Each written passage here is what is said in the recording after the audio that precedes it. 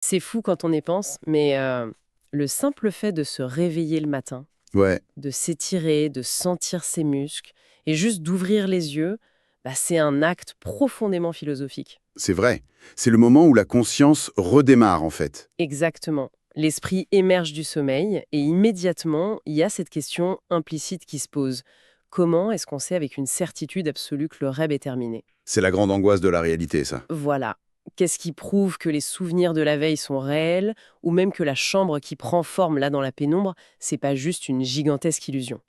C'est une porte d'entrée qui donne un peu le vertige pour commencer notre exploration d'aujourd'hui. Je suis bien d'accord. Et c'est exactement le genre de questionnement qui est au cœur de notre sujet du jour. Absolument. Alors, l'objectif de cette plongée au cœur des idées aujourd'hui, c'est de décortiquer un ouvrage de 2018. Il s'intitule Essential Philosophy et il est écrit par Stéphane Molyneux. Un texte assez dense, d'ailleurs. Très dense. Et la mission pour notre auditoire, qui est toujours avide d'apprendre, c'est de voir comment la philosophie, c'est pas du tout ce vieux concept poussiéreux réservé aux universitaires. Selon le texte, c'est vraiment un outil indispensable au quotidien pour valider la réalité, prouver notre libre arbitre et même établir une morale universelle. C'est un programme ambitieux. Très ambitieux. D'ailleurs, l'édition qu'on a sous les yeux donne le ton d'entrée de jeu. La couverture, c'est un cercle noir avec un dessin très contrasté à l'intérieur. On y voit une silhouette humaine en noir et blanc qui sort d'une grotte lumineuse. Ouais. Et elle s'avance vers un groupe d'observateurs qui sont dans l'ombre. C'est ça. C'est un clin d'œil évident à l'allégorie de la caverne de Platon. Cette idée très forte de s'arracher à l'ignorance pour aller vers la lumière de la raison. L'image est super puissante. Mais avant qu'on plonge vraiment dans les rouages de cette pensée, je pense qu'il est crucial de poser un cadre strict sur la façon dont on va aborder cette source. Tout à fait. C'est même une obligation pour nous aujourd'hui. Voilà. Parce que l'auteur, il s'attaque à des thèmes de société qui sont extrêmement polarisants. Le livre contient des prises de position idéologiques, politiques et religieuses qui sont très tranchées. Ouais, il y a des critiques très très sévères de l'athéisme, de l'État en tant qu'institution et du principe même des taxes. Exactement. Et donc, on tient à préciser, avec la plus grande insistance à ceux qui nous écoutent, que notre démarche ici n'est pas du tout de prendre parti. On n'est ni à gauche, ni à droite. On ne cautionne pas nécessairement ces points de vue et on ne les condamne pas non plus. Notre rôle, c'est vraiment d'agir en tant qu'analystes impartiaux. On est là pour rapporter fidèlement les idées de l'auteur, pour comprendre la mécanique intellectuelle qui est derrière tout ça, sans aucun jugement de valeur. C'est le contrat de notre émission. On décortique la logique, on observe l'architecture de la pensée, c'est tout. Parfait. Le décor est planté, et on peut commencer par la base de cette architecture justement. L'auteur s'attaque au thème de l'illusion infinie et du scepticisme radical. Le fameux problème de la simulation. C'est ça, l'idée qu'on serait peut-être des cerveaux dans une cuve manipulés par une entité extérieure, un superordinateur ou autre. C'est une théorie classique en philosophie, et l'auteur l'a déconstruit avec ce qu'on appelle l'argument de la régression à l'infini. Il a une approche assez amusante pour le faire d'ailleurs. Ah oui, avec ces personnages-là. Laisse-moi essayer de le résumer. Il prend l'exemple d'un humain. Disons que sa conscience s'appelle Bob. Ouais, Bob l'humain. Bob se demande s'il est dans une simulation. Et la théorie dit que oui, Bob est simulé par un être supérieur que l'auteur appelle Lord Dog. Lord Dog, avec son propre monde et sa propre conscience. Et c'est là qu'est la faille logique que pointe la source. Parce que pour simuler Bob de manière aussi parfaite, ce fameux Lord Dog doit avoir une conscience extrêmement avancée. Bah oui, évidemment. Mais si le fait d'avoir une conscience complexe comme celle de Bob implique qu'il est probablement dans une simulation, alors la conscience de Lord Dog implique exactement la même chose. Donc Lord Dog est lui-même dans une simulation. Absolument. Lord Dog serait simulé par un certain Sir Jim. Et Sir Jim serait simulé par encore quelqu'un d'autre au-dessus. Et ainsi de suite à l'infini. C'est ça la régression à l'infini. En fait, le scepticisme radical s'effondre parce qu'il ne donne jamais d'explication finale. Il ne fait que repousser le problème au niveau supérieur. Et ce que je trouve libérateur en ce livre, c'est la conclusion qu'il en tire. L'auteur a une approche très pragmatique. Il dit en gros, si une hypothèse ne change absolument rien à notre comportement au quotidien, on peut l'ignorer. C'est le rasoir d'Occam appliqué à l'extrême. Ouais, parce que tu sois une ligne de code dans la machine de Sir Jim ou en être humain sur Terre, bah à la fin de la journée, il faut quand même que tu manges, il faut que tu respires, il faut que tu payes tes factures. Savoir que tu es dans une simulation te donne pas le pouvoir magique de traverser les murs. Non, la réalité s'impose à nous, quelle que soit sa nature ultime. Et il résume ça avec une phrase choc. Ce qui est affirmé sans preuve peut être rejeté sans preuve. Point final, On passe à autre chose. Et on passe du coup à la validation de nos sens face à la réalité objective. Parce que si on rejette la simulation, il faut prouver qu'on peut se fier à ce qu'on voit. Et le livre utilise des anecdotes super concrètes pour ça. Il y a cet argument classique des sceptiques qui dit que nos sens nous trompent tout le temps. L'exemple du mirage dans le désert, par exemple. Voilà. Ou le crayon, j'adore cet exemple, tu plonges un crayon droit dans un verre d'eau et avec la lumière, il a l'air brisé en deux. Du coup, les gens disent, vous voyez bien que nos yeux nous mentent. Mais l'auteur retourne complètement cet argument. Oui, il synthétise ça en disant une chose fondamentale. L'essence ne tire jamais de conclusion. C'est-à-dire, L'œil, physiquement, il ne se dit pas « Ah, le crayon est cassé ». L'œil, c'est juste un capteur. Il se contente de transmettre la réfraction de la lumière à travers l'eau. La donnée brute est parfaitement exacte. donc le capteur fonctionne très bien. Exactement. C'est l'esprit, c'est le cerveau humain qui prend cette donnée brute et qui tire la mauvaise conclusion que l'objet est physiquement brisé. Et c'est pour ça qu'on a 5 sens qui travaillent ensemble. Parce que si l'œil est confus par la lumière, il suffit de glisser ses doigts dans l'eau. Et le toucher prouve instantanément que le crayon est droit. L'erreur est corrigée. Mais alors, pourquoi est-ce que c'est si important de prouver ça? Pourquoi l'auteur insiste autant là-dessus? Parce qu'il veut établir une démarcation très stricte entre l'expérience subjective et la vérité objective. Si je dis « cette route me paraît mouillée quand je regarde un mirage », c'est mon expérience subjective. C'est vrai que ça me paraît mouillé. Mais si tu dis « il pleut sur la route », là c'est une affirmation sur le réel. Voilà. Et la source nous avertit que confondre les deux, c'est la base absolue de la manipulation. C'est le fondement des idéologies qui se basent sur l'émotion plutôt que sur les faits. Si on ne peut pas s'accorder sur le réel, tout devient une question de pouvoir. C'est un sacré pont vers le thème suivant. Parce que pour faire la différence entre l'émotion et les faits, il faut qu'on soit maître de nos décisions. Ce qui nous amène au grand débat, le déterminisme face au libre arbitre. Un très gros morceau du livre. Le déterminisme, pour faire simple, c'est l'idée que nous sommes juste des machines biologiques. On obéit aux lois de la physique, donc on n'a pas vraiment de choix. On est programmé. Et pour contrer ça, l'auteur utilise l'analogie du rocher, qui est particulièrement frappante pour comprendre l'enjeu de la responsabilité. Vas-y, explique-nous ça. Imaginons qu'il pleuve très fort. Un rocher se détache du haut d'une colline, il roule et il écrase une voiture en bas. Ok, c'est un accident de la nature. Exactement. On ne va pas traîner le rocher en justice. Le rocher n'est pas de volonté, il subit la gravité. Par contre, si un être humain se place en haut de la colline, qu'il pousse délibérément le rocher et écrase la voiture, la société va le punir. Parce qu'elle a fait un choix. Voilà. Mais le déterministe radical, lui, affirme que l'homme n'a pas plus de libre arbitre que le rocher.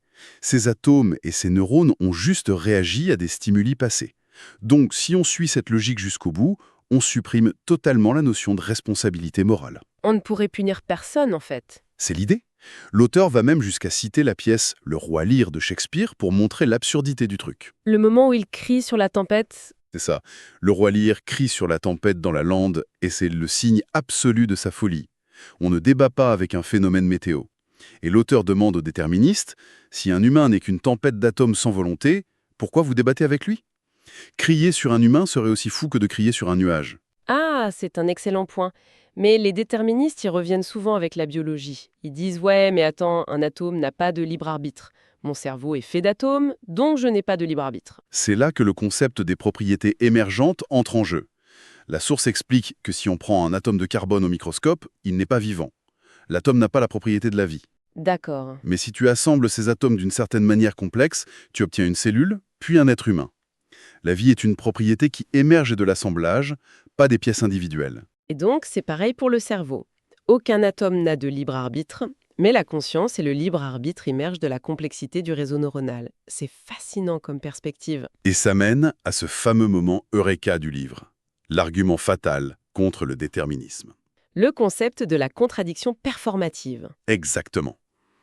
Argumenter en faveur du déterminisme est une contradiction totale. Ouais, parce que si le déterminisme est vrai, la personne avec qui je débat est programmée pour penser ce qu'elle pense. Absolument. Et toi, tu es programmé pour essayer de la convaincre. Donc, le simple fait de débattre, d'essayer de faire changer d'avis quelqu'un en utilisant la logique, ça prouve implicitement que tu crois que cette personne a la capacité de changer d'avis. Le simple acte de débattre prouve l'existence du libre arbitre. L'argument s'autodétruit. C'est brillant. Et du coup, une fois qu'on a prouvé qu'on a un libre arbitre, on est responsable de nos actes. Et c'est là que le livre aborde la théorie de la morale de l'auteur, le fameux UPB. Le comportement universellement préférable. C'est ça. L'idée, c'est que pour qu'une règle soit considérée comme morale, elle doit s'appliquer à tout le monde, tout le temps. Une règle universelle. Comme la gravité en physique. Elle ne s'arrête pas le mardi ou seulement pour les gens riches? Et c'est là qu'on arrive au test du coma. Je trouve ça génial la façon dont c'est expliqué. L'auteur dit qu'une règle morale universelle, ça ne peut jamais être une action positive. Une action positive, c'est-à-dire faire quelque chose d'actif. Voilà. Par exemple, la règle tu dois donner aux pauvres. C'est super bien, c'est vertueux, mais ça ne peut pas être une règle morale universelle. Pourquoi ? Parce que tu peux pas donner aux pauvres 24 heures sur 24, 7 jours sur 7. Physiquement impossible. Et surtout, imaginons un homme dans le commun. Il est couché sur un lit d'hôpital, il ne peut absolument pas faire la charité. Donc s'il ne respecte pas cette règle, ça voudrait dire qu'un homme dans le coma est profondément immoral. Ce qui est absurde. Complètement absurde. Donc la vraie morale, selon l'auteur, elle repose uniquement sur des interdictions. Des actions négatives. Tu ne tueras point, tu ne voleras point. Exactement. Parce qu'un homme dans le coma, il réussit ce test avec mention très bien. Il ne vole personne, il ne frappe personne, il ne tue personne.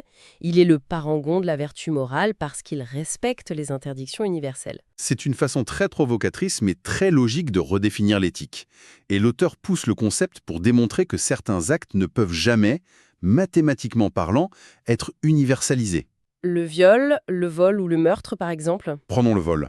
Si on essaye de faire du vol un comportement universellement préférable, ça veut dire que tout le monde doit vouloir voler. D'accord. Mais si c'est universel, ça s'applique à tout le monde en même temps. Donc, tout le monde doit vouloir voler des choses et tout le monde doit vouloir être volé en même temps. Ah, et s'ils veulent qu'on prenne leurs affaires, c'est plus du vol. Exactement.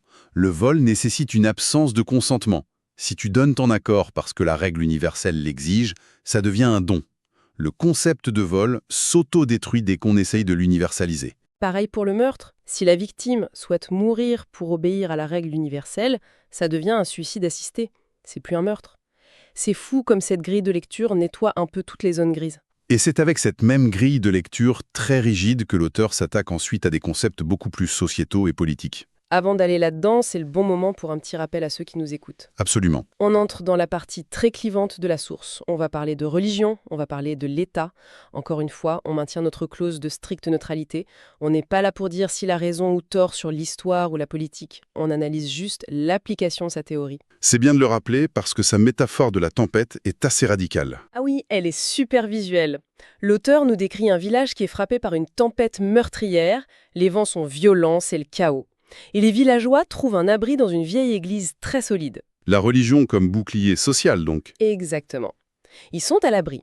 Mais là, un groupe d'athées arrive, ils regardent l'église et disent « Mais vous êtes fous, cette structure repose sur des mythes irrationnels, Dieu, les miracles, tout ça c'est faux. » Et au nom de la vérité rationnelle, ils détruisent le toit de l'église. Sans pour autant construire de nouveaux abris pour les remplacer. C'est tout le cœur de l'argument.